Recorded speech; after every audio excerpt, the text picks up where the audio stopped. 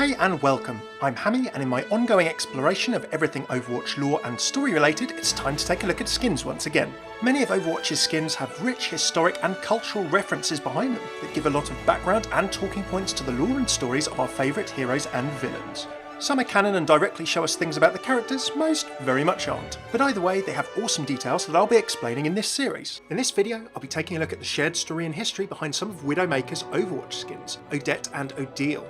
These both have roots in the ballet that we now know must have been a huge part of her life before meeting Odile Lacroix and her transformation by Talon into the assassin known as Widowmaker. We'll be explaining a bit about the background of Swan Lake, the ballet that the characters Odette and Odile come from, the stories of each of their characters, and seeing how these skins could fit in with Widowmaker's story. So, why are Widow's skins rooted in ballet, where do they come from, and what's the potential significance? To do it justice, we'll need to go back over 130 years and give a quick summary of when one of the most famous ballets in the world was created, as well as its story. Swan Lake's first production was in 1877, although it was born a couple of years earlier when Begachev, the director of Moscow's Imperial Theatres, commissioned a score from someone you might know, Tchaikovsky, for a rather modest fee at the time of 800 rubles. Tchaikovsky, of course, the famous composer, would also go on to compose Sleeping Beauty and The Nutcracker in terms of famous ballet scores, although Swan Lake today is perhaps the most performed ballet around the world. The ballet itself usually takes place in 4 acts. As a quick summary of the story, Siegfried, a prince, is celebrating his birthday when told he has to marry by his mother. Taken hunting to lift his spirits,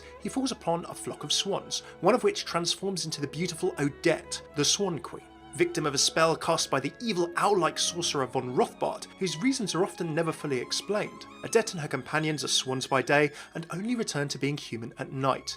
The spell can only be broken if one who never loved before swears to love Odette forever. If von Rothbart dies before the spell is broken, it can never be undone. So when von Rothbart suddenly appears, Odette intervenes when Siegfried threatens to kill him. As von Rothbart disappears, the Swan Maidens fill the clearing. Siegfried breaks his crossbow and goes about winning Odette's trust as the two fall in love.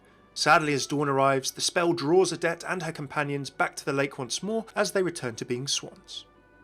On the next night, guests arrive at the palace for a royal costume ball, where 6 princesses are presented to Siegfried, as his mother hopes that he will choose one as his bride. Von Rothbart then arrives in disguise with his enchantress daughter Odile, who is also transformed to look exactly like Odette. Odile and Odette, of course, are often danced by the same ballerina in some productions.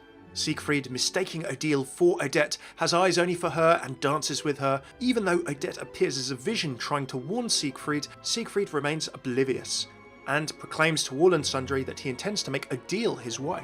As von Rothbart shows up, he shows a magical version of Odette to Siegfried, who realises his terrible mistake. Grief-stricken, Siegfried follows Odette back to her lake and begs her forgiveness, swearing that he only loves her. When von Rothbart appears and insists that Siegfried fulfills his pledge to marry Odile, he says that Odette could be transformed into a swan forever. Odette does not wish to live like this, and Siegfried chooses to die alongside her as they both leap into the lake, breaking von Rothbart's spell over the Swan Maidens, causing him to lose his power over them, as he dies too in some productions. What interesting parallels are there between the story of Swan Lake and that of Amelie Lacroix's story? We know Amelie by now as Widowmaker, a nearly emotionless Talon assassin, but we now have confirmed from the new hero skin lore snippets coming to Overwatch soon that before her capture by Talon, Amelie Lacroix was known for much of her life to be an accomplished ballet dancer in Paris. In the white swan, or tutu of her Odette skin, we perhaps see not only a hint towards Widowmaker's origins, but also perhaps the more innocent past of what Amelie may have been before Gerard, his Overwatch associations, and Talon came into her life. If Amelie was accomplished in ballet and known for her skill, then presumably her pre-Widowmaker life must have been a lot more innocent, much like Odette in Swan Lake. Odette is a tragic heroine in the ballet, often portrayed as vulnerable, gentle, caring, modest, and warm-hearted. As Talon's attempts to kill Gerard and end his Overwatch operation dedicated to fighting them failed, they changed their strategy for perhaps a softer, more vulnerable target. Amelie was kidnapped, and once she was subjected to intense neural reconditioning by Talon, whatever person she was, whatever innocence and past she had, changed dramatically. In some productions of Swan Lake, Odile is known as the Black Swan, and rather than being magically disguised as Odette, is actually her evil twin or double. For example, the famous Bolshoi Russian ballet do this. In Widowmaker's Odile skin, we see not only the black swan represented in terms of the tutu, but also the tattoo on her back is changed from her usual spider to a swan to match, and you can also see this in the Odette skin.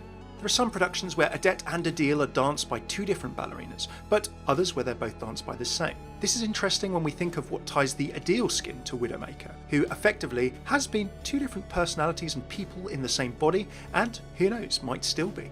When Amelie was captured by Talon after their attempts to kill her husband Gerard had failed, she could have been said to have been similarly disguised, in an attempt to bring about the downfall of someone whom, in this case, she loved. As Odile was disguised by Odette at Siegfried's ball in Swan Lake, so Amelie too met her love in a different guise. With her will broken and personality suppressed by Talon in an intense and presumably horrific program of neural reconditioning, the Amelie who was found by Overwatch agents was almost an entirely different personality. Programmed as a sleeper agent, it was only 2 weeks later that she killed Gerard in his sleep, before returning to Talon to be shaped into a perfect assassin. Although that's a sad ending, I'll leave us with one thought. Why would Widowmaker be visiting Gerard's grave in Trace's Reflections comic if she had no emotions left at all, or if perhaps she knew the full or true story of how Gerard came to die? Widowmaker's emotions are numbed according to her story bio, her personality suppressed, but neither may be completely gone. Does she know that she killed Gerard, or the full horror perhaps of what she's been subjected to? Although redemption for Amelie Lacroix might be an impossible prospect, there is great depth in her story and background, and I can't wait to see how her story could pan out in future. Okay, we've learnt about the shared history behind the Odette and Odile themed skins, and how the names, details and story are really tied into the world of the ballet. Finally, for some fun, let's have a quick look at where you can see just some references to Swan Lake and ballet in things we enjoy today. Recently, of course, there's been the Oscar-winning movie Black Swan, starring Natalie Portman and Mila Kunis. Meg, if you're familiar with Family Guy, it centres around the descent into madness of a ballerina, who's kind of one person, but with two very different personalities. In Swan Lake, of course, it's two different personalities that can be quite often played by the same person.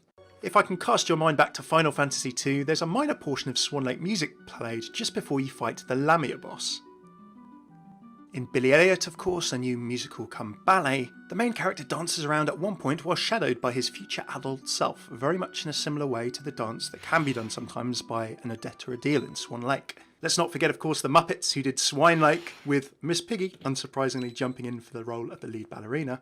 And of course the recent series on US TV, Once Upon a Time. There is a main character called Emma Swan, a bit of a play on the character of the Swan Princess, and not to spoil it, but in future series, the comparison is ever more marked. Last but not least, in another video game, Second Life, remember that? Apparently there was a performance in-game by the Little Princess Ballet Academy, a bunch of people who did a virtual performance of Swan Lake within the game. Thanks very much for tuning in to this skin lore and origins video. If you like this vid, do throw it a like, share it, subscribe for more in-depth lore like this, and do let me know in the comments what you thought, enjoyed or didn't. It all helps me make better videos, and what skins or characters you'd like to see come next, let me know as well. For more Overwatch lore explanation, cultural references and analysis with a bit of fun too, heroes, voice lines, interactions, maps, comics, animated shorts, world and more story besides, do check out my lore series. Big thanks to my supporters on Patreon who make these longer to produce videos more possible. If you'd like to see how you can support this kind of content from just $1 a month, do check out my Patreon linked here. Until next time, I've been Hammy, take it easy.